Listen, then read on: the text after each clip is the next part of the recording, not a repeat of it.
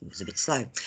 Well, welcome everyone. Thank you so much for coming. The session is now being recorded and it'll go up onto our YouTube playlist tomorrow morning where other people can see it. Just popping back up the PDF of the PowerPoints. So hopefully everybody can see that in the recording, and we can also see our chat down the side here.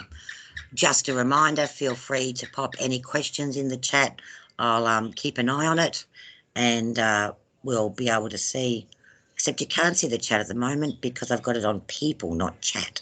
So I'll pop back here for a second and I'll make sure I'm looking at chat. There we go. That's a bit better. And Alan's joined us. Hi, Alan. We've just started.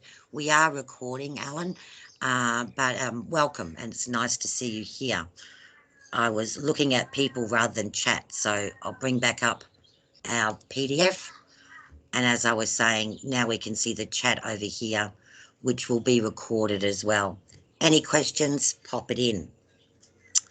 So here we go. We're on our alternate week, so we're looking at communicating in the training environment, and we're looking at, this is our week 4 session, but the weeks that we're looking at for this is week 3, and we actually will be doing a bit of week 4 and 5 focus because this subject has week 4 and 5 together, so we'll be covering both of them. It's a fairly great subject, this communicating in the training environment, because it really comes from a place that most of us have a bit of experience with. So I've found in the past people enjoy this subject. They do learn a few extra little bits and pieces, but generally it doesn't do a massive, brain explosion of totally and utterly brand new kind of information. How we're going to go tonight, a little bit, I think we're getting into a bit of a rhythm now. Hopefully people are feeling like, yep, that's right, that's what we do. We'll try and keep to the times, and as always, we'll try and have a little bit of time left over in the at the end to be able to stop the recording and just have a bit of a social kind of chit chat, as we would do if we were together in a group in a face-to-face kind of environment. So just on our progress points and assessments, well, census date is tomorrow, I think. Yep, tomorrow. So I'm pleased that you guys are all here and that you're going through. Just a few things to think about with respect to, almost housekeeping kind of things to do, about have you updated your preferred email address in the Moodle. That just makes sure that any notifications will go to an email address that you check regularly, rather than perhaps your TAFE email address if you're not checking that regularly, and lots of people don't check their TAFE email address. You might want to think about even putting a forward rule on your TAFE email address. If you need some help with that, I can talk about that one-on-one, but basically what that means is that if any emails go to your TAFE email address, they'll be automatically forwarded to your email address that you check more regularly. So that's just something to think about. Hopefully, I've seen lots of people have been in and around the Moodle heaps and with the forums and things. So hopefully those calendar entries are coming a bit helpful, although we don't have really any assessments due for a few weeks, which is good in a way, because given that these are your first subjects, it gives you a bit of time to settle in and get used to the environment and the forums and me and all that stuff. And the learning guides, massive apology, the links in the Moodle weren't working, but they have all been emailed to you now, so you've got them. A reminder that the learning guides are via topics, not weeks. In your subject guide, there is a part there that says how this subject unfolds against the weeks, and sometimes against a week it's topic and then next week it's a different topic, but sometimes there will be week like 4 and 5 it's got the same topic. Is it a bit confusing? Look, I think it kind of is. And also I'm hearing from some other people that it has been a bit confusing. They're thinking, I don't know what week we're in and what topic it should be and what the learner guide is for that. Completely understand that. I've made a note moving forward in the future. Maybe that's something to revisit and try and get a bit more uniformity over the topics and how they relate to the weeks, and particularly given that we're doing it two subjects a semester. So, hear that. But again, on our online sessions at the beginning, I try and make a point of going, what week are we and what topics are we at for those weeks? So upcoming assessments, not really any, right now. But as we talked about last week, our first one doesn't come up till April. But then we've got a few others here. You can feel free to, and you're already doing lots of participation in the forums, which is excellent. And I'm tracking those and monitoring those. And when we get to around 5 that have got references, I'll be communicating with people one-on-one and saying, hey, you've got great examples here. Would you like me to work towards wrapping up the assessment for that subject with those forum ones? So doing them now is really good. And when you get down here around May, with a bit of luck, you probably might already have 5 in the bank, so to speak. So that'll be ready to be done. Again, if you want to, you could start on these questions. It's a fairly basic, good assessment that you can begin on. And we talked last week about being mindful of where is the big weighting, where are the big projects. And again, just being aware of them. We've still got quite a bit of time, being aware of them and, getting your head around all the content. So all up, I think we're travelling pretty well with that. If anyone's got any particular questions on any of this, jump in.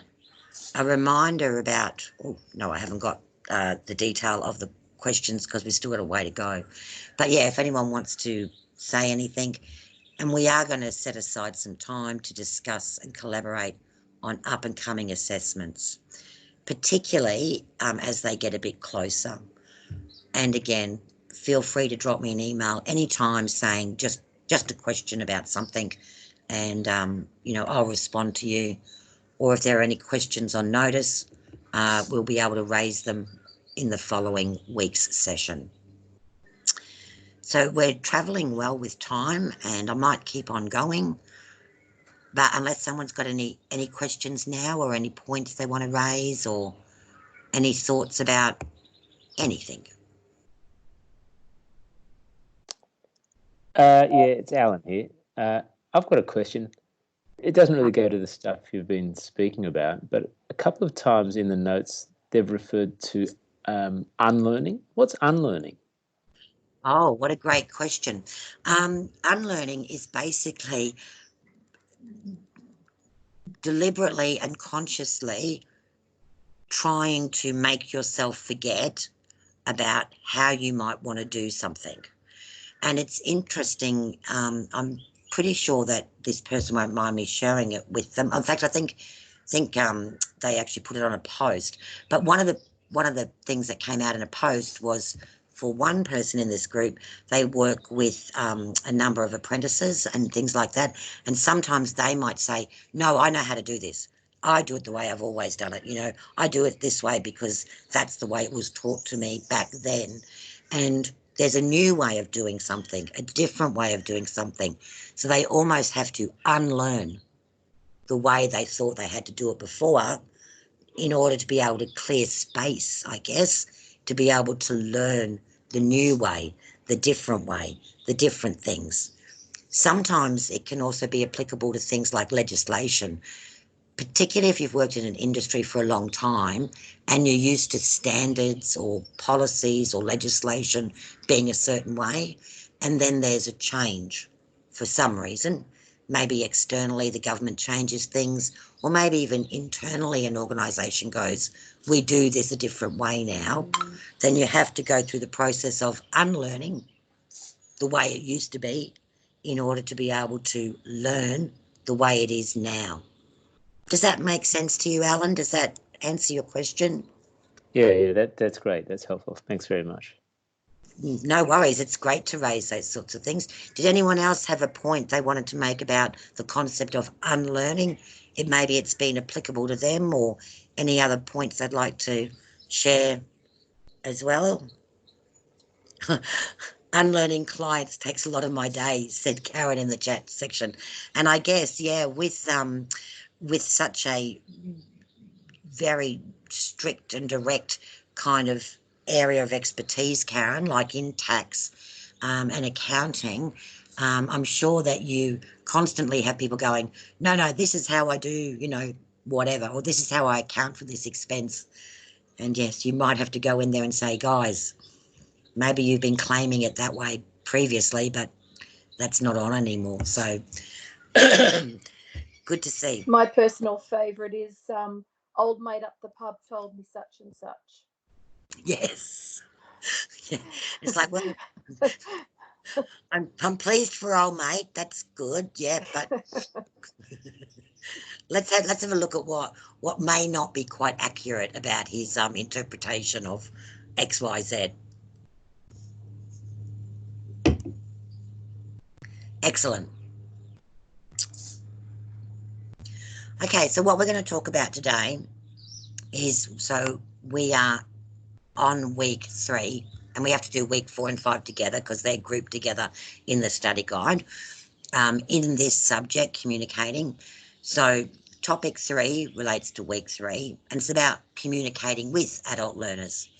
And then topic 4, which, just to be a bit confusing and keep us on our toes, relates to week 4 and 5, talks about managing group dynamics and classroom behaviour. Like I said, this is a great subject. A lot of it will be things that you can relate to and have got a background in, but there is a little bit of information and content to get through, so we might mosey along. Oh, I've got a plus there. Oh, that's because the group dynamics has got a lot more things that go on as well. Most of these headings have been taken from the learner guides directly, but I won't cover everything that's in the learner guide because that'd be a waste of time. So I've really just gone through and picked out the key points that we can look at together and have a bit of a discussion around, hopefully. So when we're talking about communicating with adult learners, we're really going back again to that idea of adult learning principles. And of course, that relates to our other first unit, the adult learner. Maslow's hierarchy of needs, which I think is a really interesting concept, and hopefully you might have seen or heard about that before, creating safe environments and group dynamics. Of course, group dynamics leads into the following topic that we'll get into after this. So what are we talking about when we talk about adult learners? Well, they go by lots of different names, and again, you can see them on the screen. I'm not going to read those things out. You guys can read them.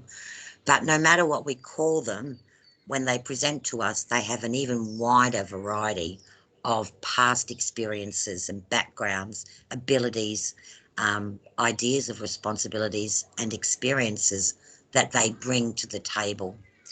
In fact, even children have a range of experiences and knowledge and things that they bring to the table, but with adults it's even more prominent and more obvious.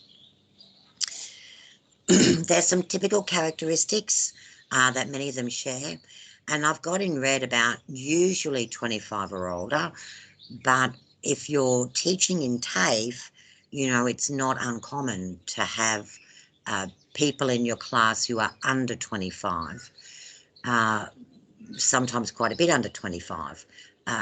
And while those younger cohorts may have some, unique characteristics to themselves, the bottom line is that they're kind of in this age group where, you know, where they're not 15 or 16, although some of them physically can be 15 and 16, but they're normally pre-trade type training programs, but they're normally able to take some responsibility, have a bit of maturity, and come with that life experience.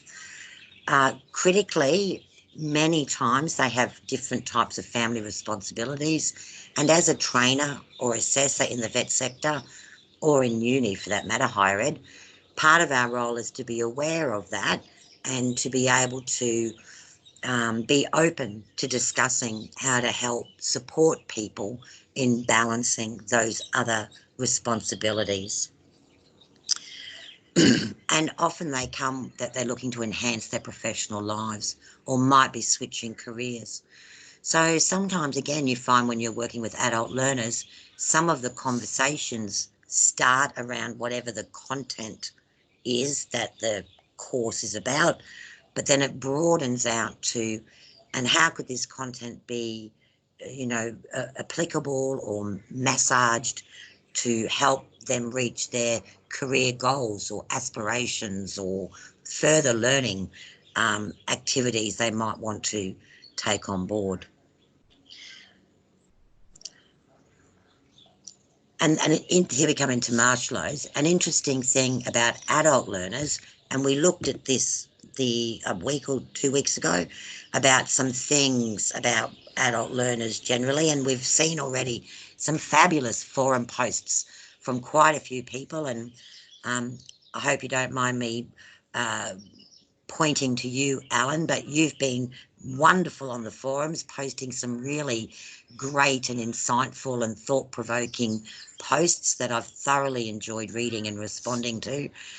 So good work. And Carrie, you've also had a few up there as well, I think. So, and I think, Karen, you put a few up recently too, which I don't think I've had a chance to respond to, but great work, everyone. So hopefully you're also seeing yourselves that when you go to put up yours, it's of interest to scroll through other people's. Appreciate the shout out. Oh, good, Alan. Some people don't like to be, you know, identified, so I was hoping I wasn't going to make you feel uncomfortable. So that's good to know. I'm a bit like that too. You can praise me all you like. I respond well to praise and being highlighted when I'm doing good stuff. So hopefully as you're going through the forums, you're scrolling through other people's. Feel free to drop a comment in if you've got time and the inclination, not compulsory, but if you want to.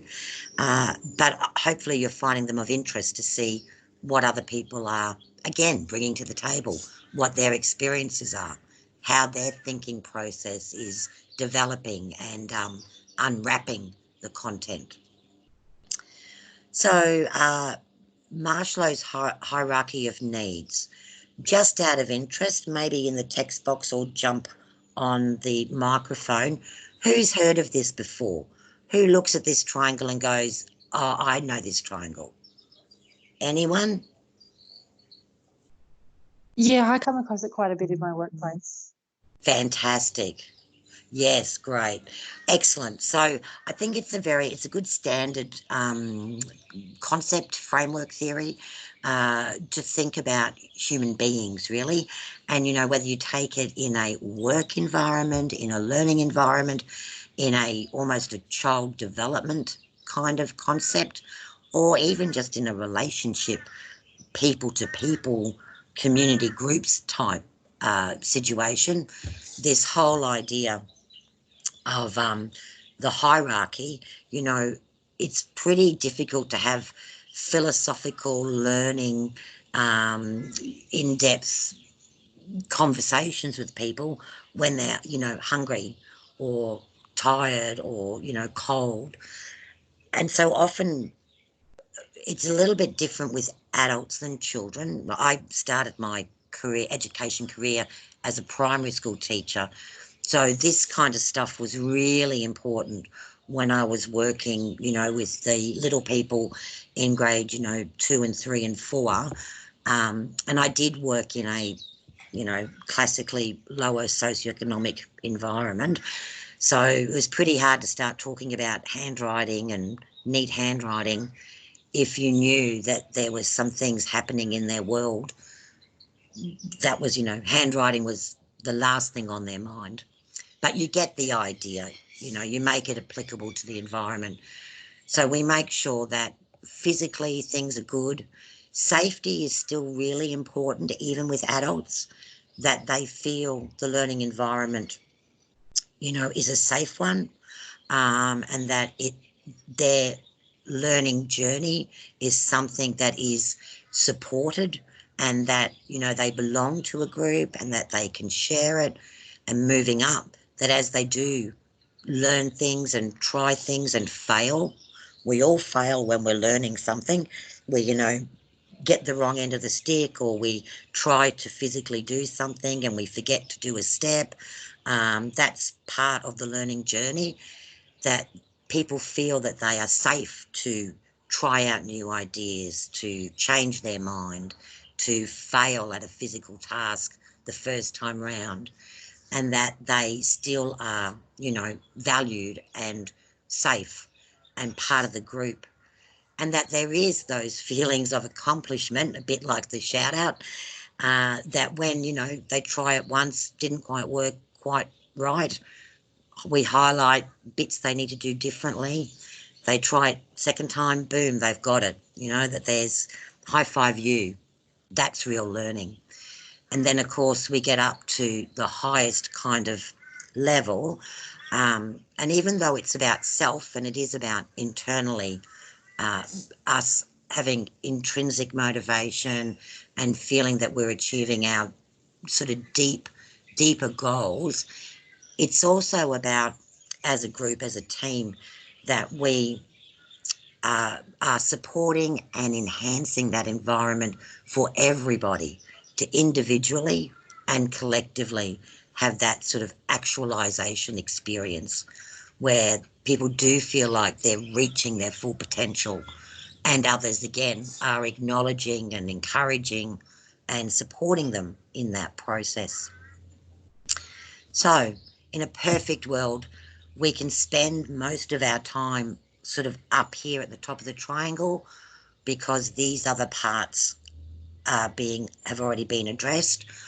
But sometimes, we do have to go, okay, everyone has to just settle back down here to the safety kind of area, which we'll talk about a bit more throughout this.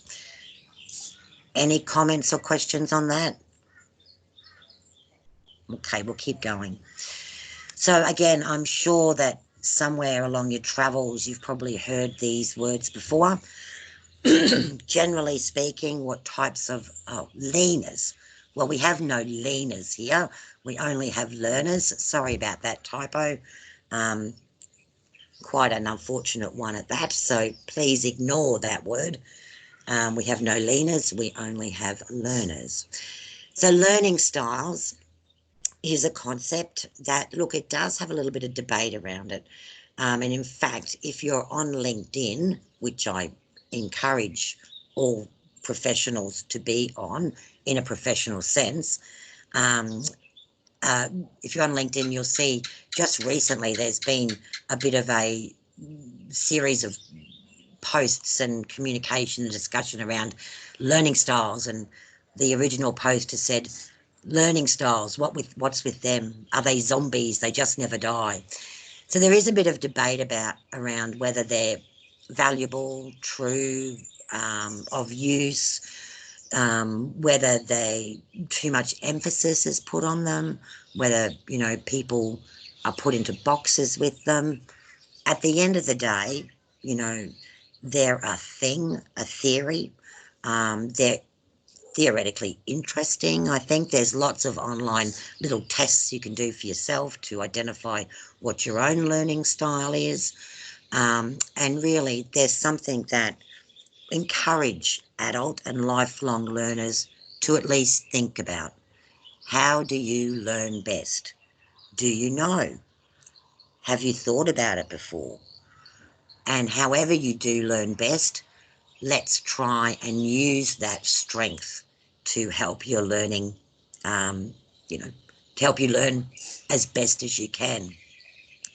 As a teacher, a trainer, a facilitator, It's always best practice in a course overall to try and cater for people who may learn best through, you know, one of the 3 learning styles.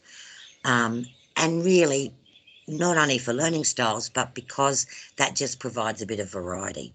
And even if you do find you generally are a visual learner, hearing the information, well, it won't hurt you. You know, it'll help reinforce what you see visually. So something just to be a bit aware of and mindful of, and help factor in a range of different types of activities to cater for different types of learners. Right. Creating a safe environment is a critical part of our role. While when we're working with adults, it is a much more flat structure. It is a much more collaborative environment. It is a lot more give and take, and the learners, you know, have a responsibility for their own learning. At the end of the day, as a trainer, facilitator, even a mentor in the workplace, we do have a degree of responsibility to ensure the environment we create for learning to happen is positive and safe for everyone. So, you know, there's some ideas about different ways of having a safe learning environment. And again, a lot of it comes back to relationships. It comes back to genuinely enjoying human interaction, a passion for your subject, for your content, a desire to share that with people, and of course being transparent and ethical and upfront. Those kinds of ideas. Really, in some ways, I like to say it's all about being human and those best parts of human interaction and behaviour. So moving into group dynamics now, but just before we begin on this, 2 seconds, does anyone have a comment they'd like to make about learning styles or the importance of a safe environment or what they're feeling about that?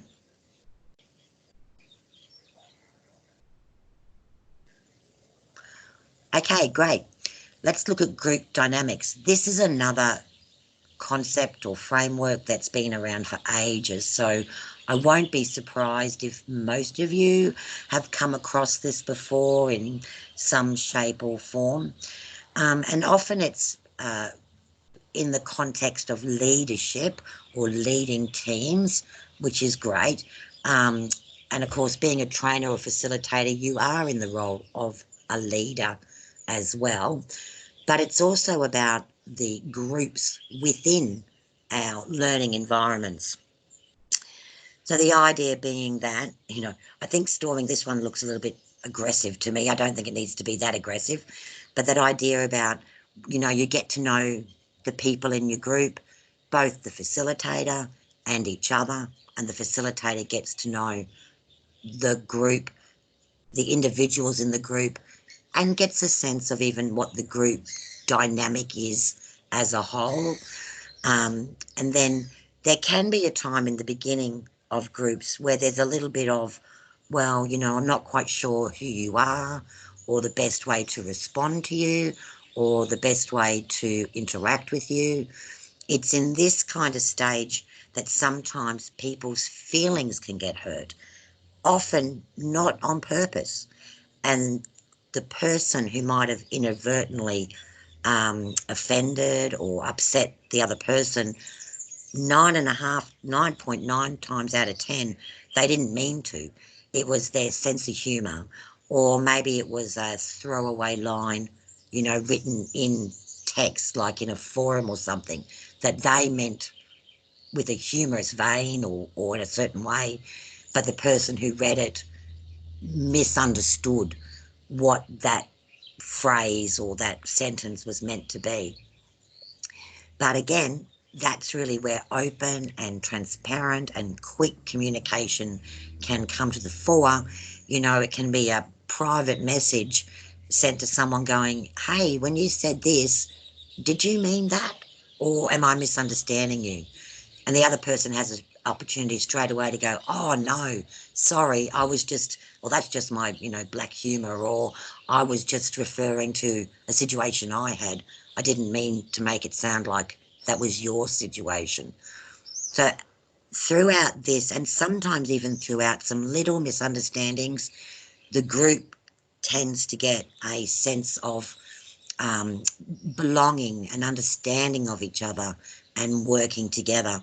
We start moving into the norming, where people feel like they are part of the team, they are part of the group, that it's safe, that they can share their thoughts, they can communicate with each other about great stuff, and even question each other or put forward other points of view to each other in such a way that's not going to be, then people aren't going to take offence at it. They're going to take it on board for the spirit that it's given. And of course, as you start getting there, people can really start getting into the work. They begin performing because they've moved through the, I know you, oh, hang on a minute, is that what you mean? All right, now I feel part of the team. Right, let's get to it. Let's get our jobs done. And then, of course, eventually a team often gets to a point where they're not going to be such a close team anymore. In educational settings, that's often when the course is over or maybe the semester's over, and then there's a time for really celebrating everything that we've done and everywhere we've come from, and recognising the work that we've done together and individually as part of that team. So sometimes groups can get stuck in this storming kind of phase, which is a bit sad, and often needs somebody to come in, and we'll talk a little bit more about conflict further down the track. So I'll keep on going. But did anyone have anything they wanted to say about this?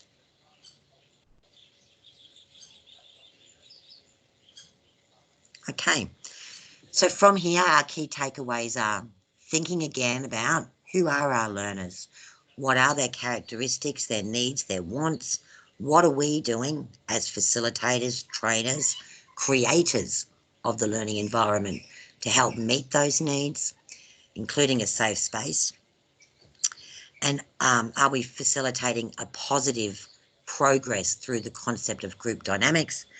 But ultimately, and this really I think is one of our ultimate aims and goals, are we helping to develop those independent, confident learners?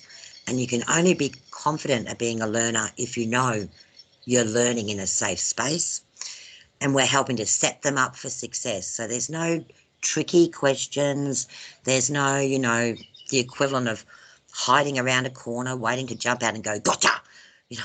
Like there's no secret agendas. There's, none of that power plays or any of that nonsense, and that we're building and sharing a real love of learning, and we're encouraging them to see themselves as lifelong learners, because that's what ultimately all of us are, all human beings are.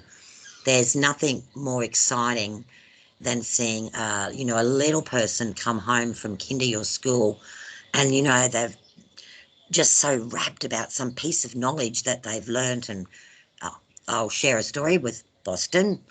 Yesterday, he's right into what animals have stripes or dots, or don't have any stripes or no dots. And so, we're talking about cheetahs having dots. And he said, I know what else has got dots. It's ladybugs. Ladybugs have dots. He was so excited about it. And you think that enthusiasm and excitement for learning new information, that's what we want to see in our learners, whether they're 3, 13, 23, 33, 53, that they get excited, maybe not about ladybugs, but, about other bits of information and learning that they know. But like all good things, no worries, Gina, you go.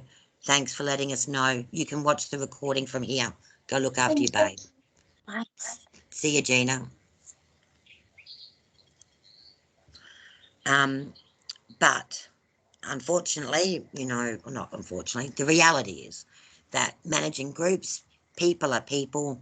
You get enough people in the same space, and sometimes there can be behaviours or things that need to be addressed. That's just the reality of human beings.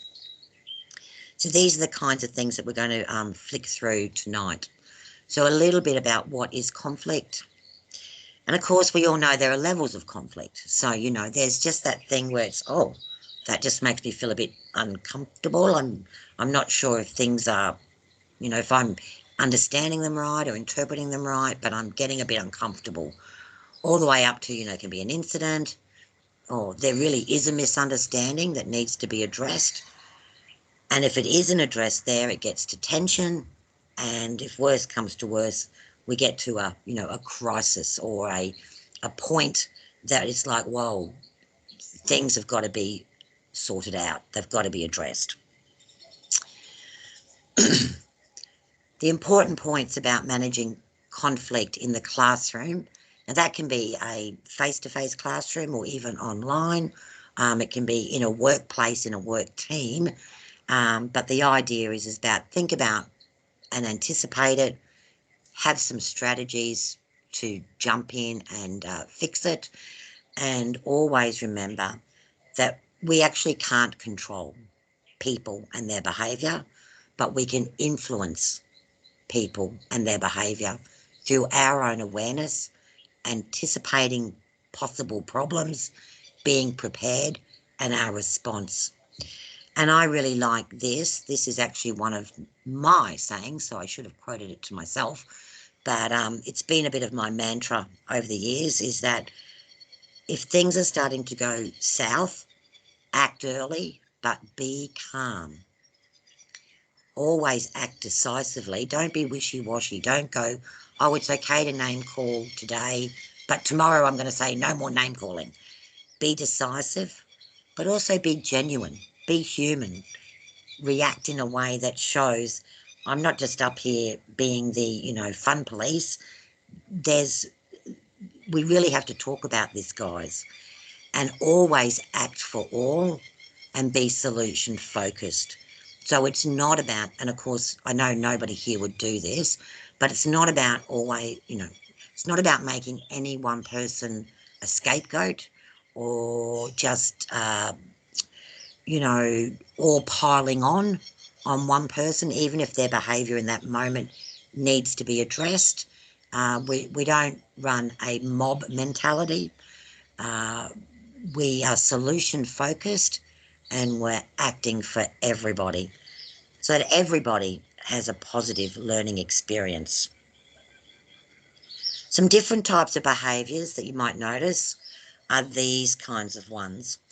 And I guess there's a lot more information in your learner guide, so I encourage you to go back over them if you haven't yet. But basically, when you see these kinds of behaviours, while you might think, oh, roll your eyes and go, oh, this is just so annoying. And some of the behaviours are annoying, to be honest. But the question to ask yourself is, hang on a minute, what's triggering these behaviours? And how can I manage them?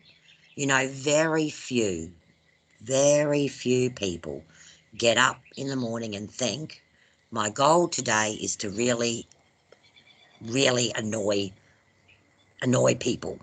In fact, you can substitute the word annoy with something a bit stronger if you like. Very few people come with that mentality. Maybe there are some personality types, but generally they don't. So if you're seeing these kinds of behaviours, two things to do is pay attention to the non-verbal clues. Maybe there's something that they're saying, but when you look at their body language, there's a different message that's being conveyed. We all, I think, have seen people who, just laugh with nervousness. So there might be a serious topic and someone's laughing down the back. Now you could think, oh, they're just being, not paying attention to the content or the context of the serious topic, but actually maybe it's a nervous laugh that they've got. And of course, think about what else is really going on. particularly this turning up late and leaving early. You know, it can be anything from that they're really struggling with the content to there are big things happening outside of the learning environment that is really weighing on them. And we can't fix everything, and we're not counsellors, you know, and we can't magically make all the trials and tribulations of life disappear, but we can be, again, human, and we can see, is there something that can happen to help address those things? Good point, Karen. Excellent. Sometimes they can definitely be some kinds of signs of mental illness, and it could be something quite significant and even a diagnosed mental illness. It can even be at the other end of the scale, a sort of temporary-ish at this moment mental unwellness, mental stressness. So again, having that relationship, that genuineness where people feel comfortable with coming and saying, look, at the moment XYZ's happening and I'm doing ABC about it and it's going to be okay down the track, but right now, wow, I've got a lot on my plate. And then we can be, again, solution focused and see what we can do about that. But yeah, key things to look at and to be aware of and to be supportive. And, you know, maybe it's also building that relationship where you can refer them to other service providers who are more expert in the field of counselling or even additional kinds of language literacy and numeracy expertise and support, so that people do have the resources they need. So really we're talking about productive classroom management. You know, often people say, oh, disruptive behaviours. Sometimes to me that feels a bit like a focus on the negative. Another way to talk about these things is a barrier to learning. To me that feels a bit more like a focus on the positive.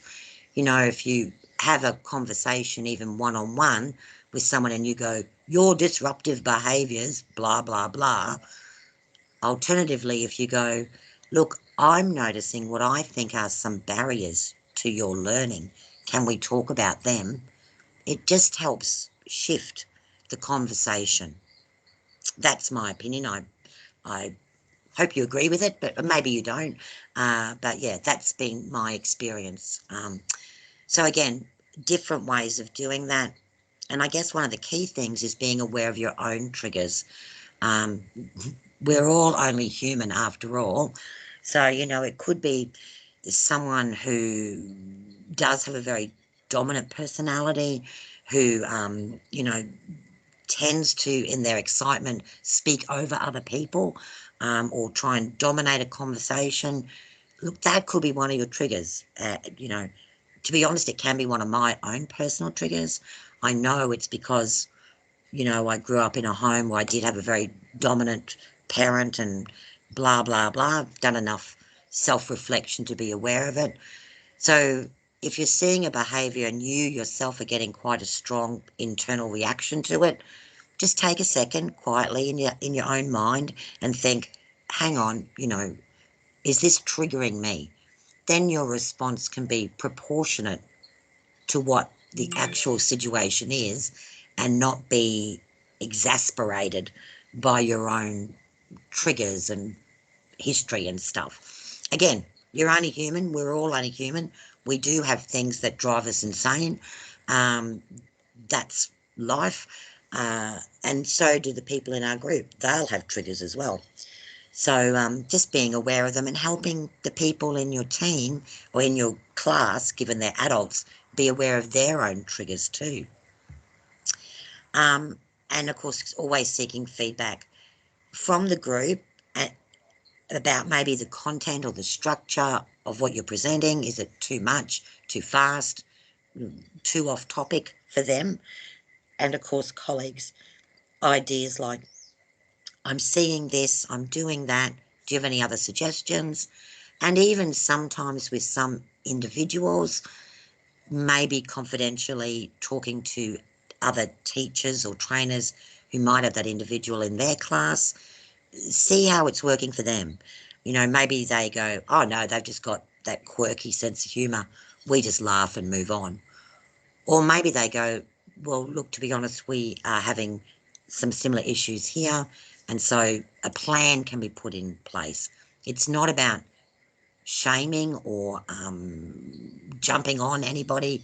It's about, again, removing barriers to learning so there's a productive classroom management process going on.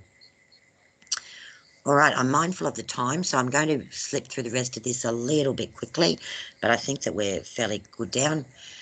So examples and strategies, there's heaps in your learner guide. Do go through them because I think they're quite interesting. We've also got some stuff on the forum about different things about this. I know you guys can all read, so you can read through there what's on the slide. But in summary, if we're aware of the factors affecting people, then we're in a better place to be able to identify what's going on, what might be some reasons behind it, and less likely to personalise their behaviour. But it is important not to make assumptions about reasons for behaviour, of course. Ultimately, though, and I should have put this in bold, everyone, including you, has the right to feel and be safe in our learning environments. So at the end of the day, if there is behaviour that is compromising the safety of anybody in our learning environments, we have to take action because that's our responsibility.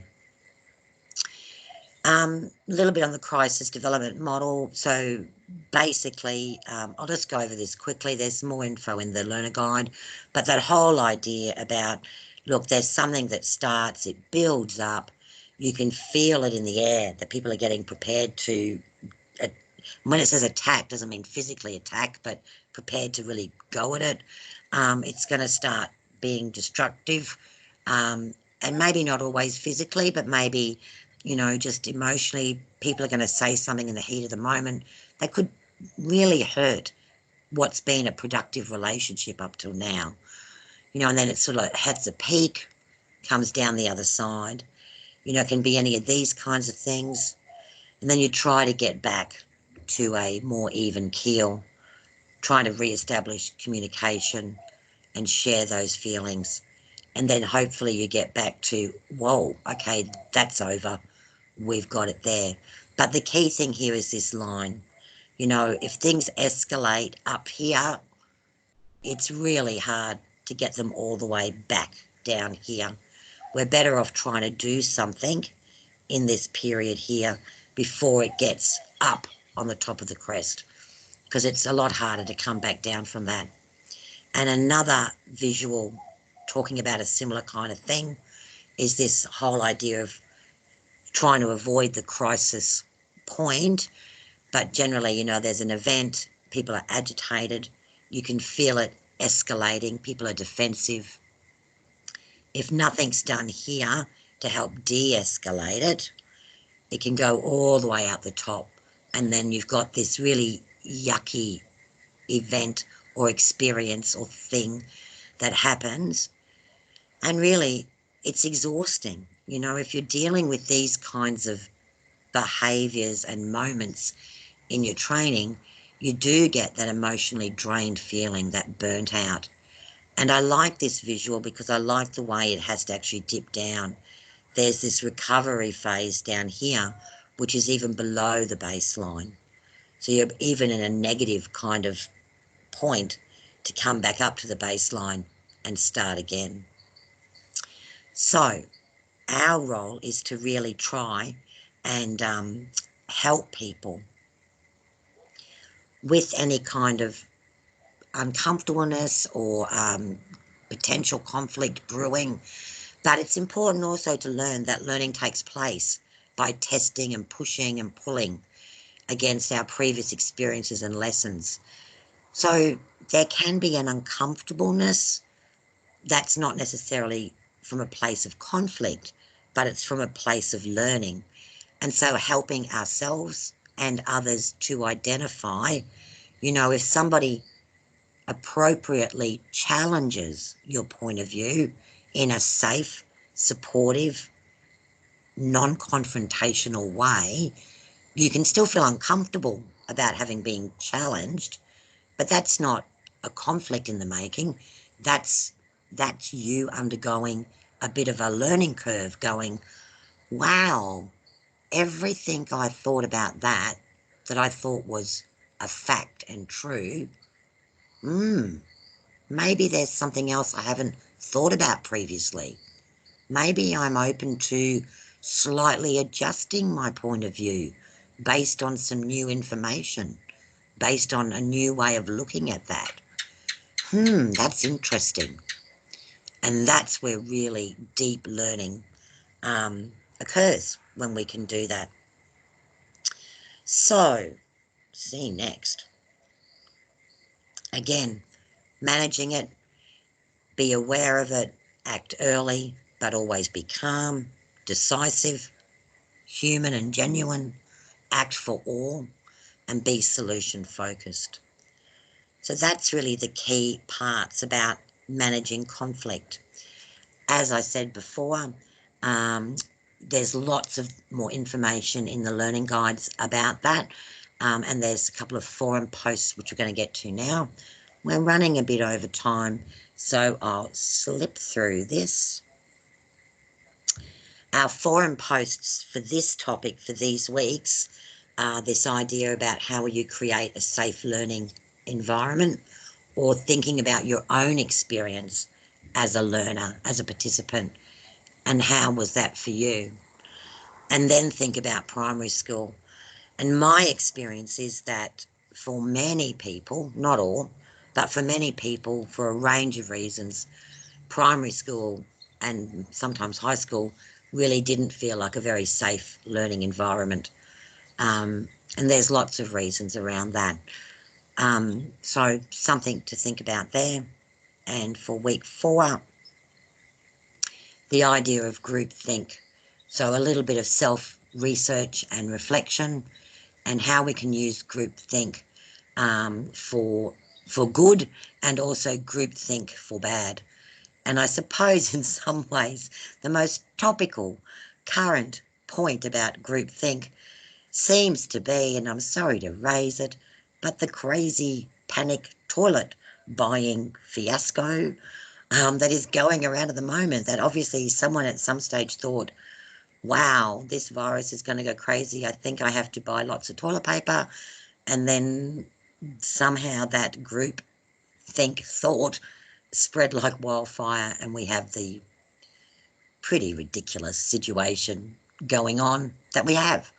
That is, funny enough, leading to conflict in some situations. But groupthink can also be positive. It can be a way that a group can feel that they are all on the same page, working towards the same goal, supporting each other as they achieve that and move on. So next week, we're going to be back to understanding the adult learner. We're going to be looking at the topics that are covered in week 5 and 6 of that subject. What to do.